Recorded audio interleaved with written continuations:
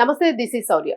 మొన్నటి వరకు కూడా యుద్ధం నేపథ్యంలో హర్మూజ్ నే మొత్తం కూడా తన ఆధీనంలోకి తీసుకుంటానని, తరువాత ఏమో కార్గ్ ఐలాండ్ ని చుట్టుముట్టి దాన్ని ఆధీనంలోకి తీసుకుంటానని, ఇప్పుడు మరలా ఇరాన్ షిప్స్ ని మరలా వాటిని బ్లాస్ట్ చేస్తాము అని అసలు రకరకాల చర్యలు చేస్తూ ఉన్నాడు ట్రంప్. మరలా కొత్త బెదిరింపులు మొదలు పెట్టాడు. సో దీని గురించి అయితే మాట్లాడదాం. మనతో పాటు సీనియర్ జర్నలిస్ట్ దాము బాలాజీ గారు ఉన్నారు. Hi sir. సార్, ఏంటి సార్ అంటే రోజు ఏదో ఒకటి అసలు రప్చర్ చేయకుండా ఉండడు అనుకుంటాను ట్రంప్. అసలు మీరేమంటారు అంటే మళ్ళా లేటెస్ట్ గా ఇరాన్ షిప్స్ ని ధ్వంసం చేస్తానని అంటూ కూడా ఒక స్టేట్మెంట్. నిన్న ట్రంప్ మళ్ళీ ఒక ప్రకటన ఇచ్చాడు, అది కూడా ట్రూత్ సోషల్ లో. అదేంటంటే ఇరాన్ షిప్పుల్ని ధ్వంసం చేయమని. అందులోనే ఒక మాట కూడా అన్నాడు, మేము ఆల్రెడీ ఇరాన్ షిప్పుల్ని 159 షిప్పులని కూడా చెప్పాడు. 159 షిప్పులు బాటమ్ ఆఫ్ ద సీలో ఉన్నాయి మా వల్ల. అంటే 159 షిప్పుల్ని మేము సముద్రంలోకి ముంచేసాము.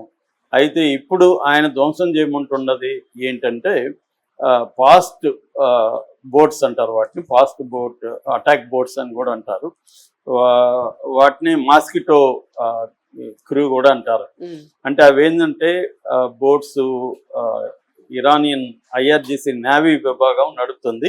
అవి చాలా వేగంతో వెళ్ళి షిప్పుల మీదకి అటాక్ చేస్తారు. నిన్న కూడా ఒక వీడియో రిలీజ్ అయింది, మన ఇండియా షిప్పుల మీద 2 షిప్పుల్ని అటాక్ చేశారు. ఆ వీడియో ఇరాన్ రిలీజ్ చేసింది. అందులో ఇరాన్ సైనికులు, ఆ నేవీ సైనికులు మొత్తం మాస్కులు వేసుకొని షిప్ వేగంగా ఈ షిప్పులతో ఈ బోట్లతో అక్కడికి వెళ్ళి అక్కడ ఒక నిచ్చెన వేసి అక్కడ నుంచి నిచ్చెనకి లోపలికి వెళ్ళి అటాక్. ఫస్ట్ ఏమో షిప్ మీద అటాక్ చేస్తారు. షిప్ లో ఉండే వాళ్ళంతా భయభ్రాంతి, ఎందుకంటే అది కార్గో షిప్ కాబట్టి అక్కడేమి వెపన్స్ సైనికులు ఉండరు కాబట్టి వాటిని అటాక్ చేయడం ఈజీ అనమాట. సో అలాగే ఎప్పుడైతే అటాక్ చేశారో హార్మోజ్ నుంచి మొత్తం ట్రాఫిక్ ఆగిపోయింది, పోవడం ఆగిపోయింది.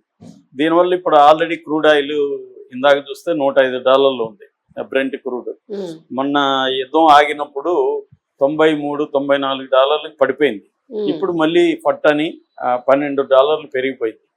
సో ఇది ఇప్పుడు ట్రంప్ కి ఇబ్బందికరంగా మారింది. ట్రంప్ గోల్ అంతా ఏంటి, హార్ముజ్ జలసంధిని ఓపెన్ చేయాలనేది ట్రంప్ గోల్, మిగతాది సెకండరీ. కానీ ఇప్పుడు హార్ముజ్ జలసంధి అనేది ఓపెన్ కాలేదు. ఫస్ట్ ఏమో ఓపెన్ అయినట్టే ఇరాన్ అనౌన్స్ చేసింది. ఎందుకు అనౌన్స్ చేసిందంటే లెబనాన్ ఇజ్రాయెల్కి మధ్య సీజ్ ఫైర్ ఒక 10 రోజులు స్టార్ట్ అయింది కాబట్టి మేము గుడ్ విల్ జెస్చర్ కింద మేము కూడా ఓపెన్ చేస్తున్నాం అని చెప్పారు.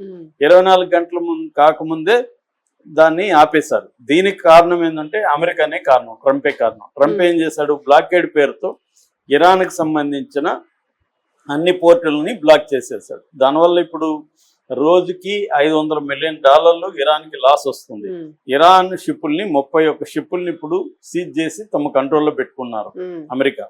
సో ఇది యుద్ధ చర్యలే కదా, ఇది సీజ్ ఫైర్ను బ్రేక్ చేయడం. సీజ్ ఫైర్ అంటే ఏంటి, యుద్ధం అన్ని రకాలుగా ఆగాలి. నువ్వు వచ్చి మా పోర్టులన్నింటినీ ఆక్యుపై చేసి అడ్డుపడుతుంటే మేము హార్మోజ్ని ఎందుకు ఓపెన్ చేయాలని వాళ్ళు మళ్ళీ క్లోజ్ చేసేస్తారు. క్లోజ్ చేసి ఎవరైనా తమ మాట వినకుండా వెళ్తూ ఉంటే వాటిని అటాక్ చేయడం అనేది మొదలు పెట్టారు. నిన్న కూడా ఒక 2 షిప్పుల్ని ఇరాన్ అటాక్ చేసింది. ఇది ఇప్పుడు అమెరికాకి ఛాలెంజ్గా ఉంది.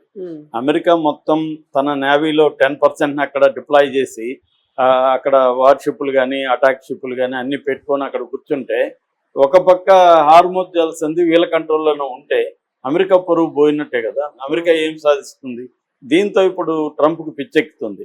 సో అందుకని ఈ కాంటెక్స్లోనే ట్రంప్ ఏం చేస్తున్నాడు, నిన్న ప్రకటించాడు, ఇయర్ బై నేను మా సైన్యానికి, మా నేవీకి చెప్తున్నాను, వాటిని అటాక్ చేసి కాల్ చేసేయండి. అంటే ఎక్కడ ఇరాన్ బోట్ కనబడినా ఇమీడియట్గా ఫైరింగ్ చేయండి, చంపేయండి, కాల్ చేయండి అని చెప్తున్నాడు. కానీ ఇరాన్ అసిమెట్రిక్ వార్ఫేర్ చేస్తుంది. ఇవన్నీ అలవాటు ఇరాన్కి. అంటే అసిమెట్రిక్ వార్ఫేర్ అంటేనే బలమైన శత్రువుతో బలహీనుడైన ఒక దేశం ఎలా పోరాడుతుంది అనే దానికే అసిమెట్రిక్ వార్ఫేర్ అంటారు. మనకు మామూలుగా నక్సలైట్ వీళ్ళు చేసేది కూడా గెరిల్లా వార్ఫేర్. బలమైన వాటితో బలంగా ఉన్న చోట హిట్ అండ్ రన్ టెక్నిక్స్ అనమాట. అంటే వాడు ఆదమరిచి ఉన్నప్పుడు టక్కని కొట్టి పారిపోవడం.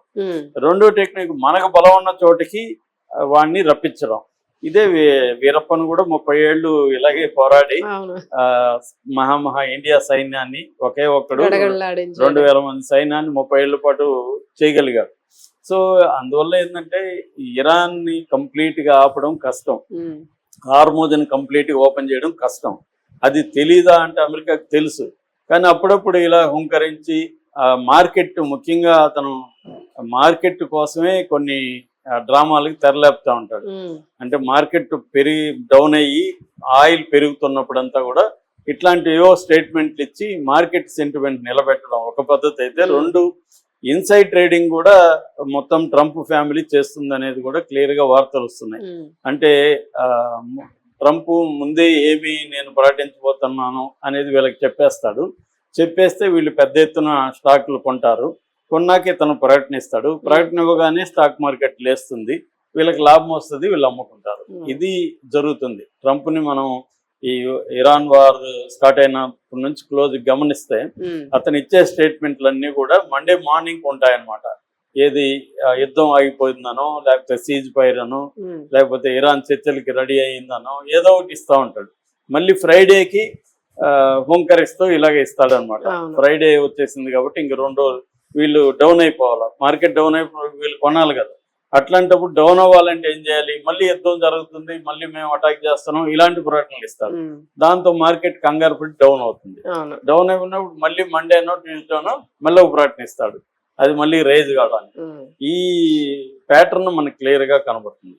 సో అంటే ట్రంప్ మరీ మనం అనుకున్నంత పిచ్చోడే కాదు, పిచ్చోళ్ళ కనిపిస్తాడు, కానీ దాని వెనక వ్యాపారాలు, దాని వెనక తన ప్రయోజనాలు అవన్నీ కూడా చూసుకుంటాడు. అతని మోడస్ ఆపరండినే అది. అలాగా ఇప్పుడు ఇరాన్ చేస్తున్నాడు. ఇంకొక పక్కగా ఇరాన్ లో నాయకత్వం, అసలు నాయకుడు కూడా తెలియట్లేదు, ఇరాన్ కన్ఫ్యూజన్ లో ఉంది అని కూడా చేస్తున్నాడు. అంటే ట్రంప్ ఏంటంటే, ట్రంప్ బతిమలాడుకున్న పాకిస్తాన్ ద్వారా పోయి బతిమలాడాడు ట్రంప్ పాకిస్తాన్కి, లేకపోతే పాకిస్తాన్కి ఏం పని? సో పాకిస్తాన్కి సంబంధించిన ఫీల్డ్ మార్షల్ అసిమ్ మునీర్ ఇరాన్కి వెళ్ళి ప్రత్యేక ఫ్లైట్లో తన టీంని, ముఖ్యంగా ఫారిన్ మినిస్టర్ ఇషాక్ దర్ లాంటి వాళ్ళని తీసుకెళ్ళి వాళ్ళతో 1 రోజు 2 రోజులు అక్కడ కూర్చొని బతిమలాడుకొని వచ్చాడు ఇరాన్. కానీ ఇరాన్ ససేమిరా అంటుంది. ఎందుకంటే ఇరాన్కి గత అనుభవాలు, లాస్ట్ జూన్లో కానీ తర్వాత ఈ ఇయర్ ఫిబ్రవరిలో కానీ చర్చలు జరుగుతున్నప్పుడే ట్రంప్ అటాక్ చేశాడు. మరోవైపు అమెరికా ప్రయోజనాలకు అనుగుణంగా ట్రంప్ బిహేవ్ చేయట్లేదు, ఇజ్రాయెల్ ప్రయోజనాలకు అనుగుణంగా ట్రంప్ బిహేవ్ చేస్తున్నాడు. ఇజ్రాయెల్ ప్రయోజనాల రీత్యా చూసినప్పుడు శాంతి అనేది ఇజ్రాయెల్కి ఇష్టం లేదు, ఈ డీల్ అనేది ఇజ్రాయెల్కి ఇష్టం లేదు. ఇరాన్ని కంప్లీట్ గా ధ్వంసం చేయడమే ఇరాన్కి కావాలి. ఇవన్నీ తెలుసు కాబట్టి, ఎందుకంటే ఈ చర్చలకు వచ్చే వాళ్ళు కూడా ఎవరు, ఒకడు జేరెడ్ కుష్నర్, ఇంకోటి స్టీవ్ విట్కాప్, వీళ్ళిద్దరు కూడా ఇజ్రాయెల్ తొత్తులు తప్ప అమెరికా ప్రయోజనాలను కాపాడే వాళ్ళు కాదు. జేడీ వ్యాన్స్ మొన్న పాకిస్తాన్ లో జరిగిన ఇస్లామాబాద్ చర్చల్లో కూడా దాదాపు 10-15 సార్లు నెతన్యాహు కాల్ చేశాడు. ఈ విషయం నెతన్యాహు కూడా చెప్పాడు. అంటే నెతన్యాహు కంట్రోల్లో ఈ చర్చలు జరుగుతున్నప్పుడు చర్చలో మీనింగ్ ఏంటి? కావాలని ఏమార్చి చర్చల టైంలో వీళ్ళు మళ్ళీ అటాక్ చేస్తారు. ఎందుకంటే ఇప్పుడు ఇంటర్సెప్టర్స్ అన్ని కూడా తగ్గిపోయినాయి, వాళ్ళ దగ్గర లేవు. అవన్నీ మళ్ళీ రీఫిల్ చేసుకోవాలి. రీఫిల్ చేసుకొని రెడీ చేసుకొని టైం తీసుకొని ఈ లోపల రెడీ చేసుకొని మళ్ళీ అటాక్ చేస్తారు. అది ఇరాన్కి తెలుసు కాబట్టి చర్చలకు ఒక ప్రాతిపదిక ఉండాలి. చర్చలకు ముందే మీరు మా ఫ్రీజ్ చేసిన ఆస్తుల్ని కనీసం ఒక 20 బిలియన్ల ఆస్తులను వదిలిపెట్టండి, అంటే ఒక గుడ్ విల్ జెస్చర్ మీరు చేయండి, అప్పుడు మేము చర్చలకు వస్తాం.